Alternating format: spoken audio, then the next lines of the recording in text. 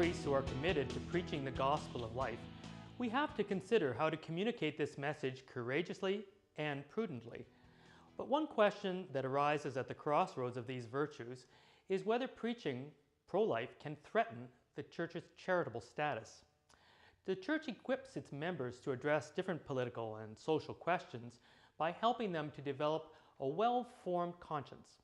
Catholics have a serious and lifelong obligation to form their consciences in accordance with human reason and the teaching of the Church. But it's only when we know the truth and live it that we can flourish as human beings.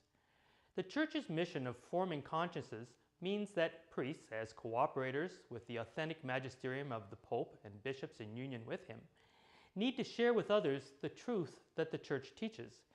It also means that priests will need to speak up and encourage others to speak up when unjust laws or bills or government policies contradict the gospel. But does this responsibility to proclaim the truth in the face of government opposition endanger the Church's freedom? Could a preacher jeopardize the Church's charitable standing by what he says?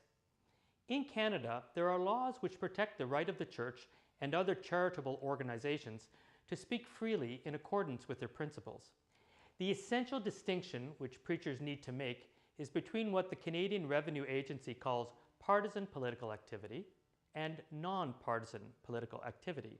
The Canadian Revenue Agency defines partisan political activity as one that involves direct or indirect support of or opposition to any political party or candidate for political office. A charity, such as the Catholic Church, can never endorse or oppose a political party or candidate at any level of government. The Canada Revenue Agency defines non-partisan activities, however, as anything that explicitly calls for a law, policy, or decision at any level of government to be retained, opposed, or changed. This law protects the rights of charities, such as the Church, to engage in these kinds of political activities. So when a pastor urges his congregation to contact the local member of Parliament to support a motion or bill that protects the lives and rights of preborn children and their mothers, then that pastor is engaging in a non-partisan political activity. The laws of Canada say that his right to do this does not compromise the charitable status of the Church. The pastor cannot ask his people to directly or indirectly support the party or member of Parliament which is advancing the pro-life policy, but he can advocate that policy as a measure that is consonant with the teaching of the Church. Preachers can be confident that they can preach the fullness of the Church's teaching on euthanasia or abortion or any other difficult issue without compromising the charitable status of the Church.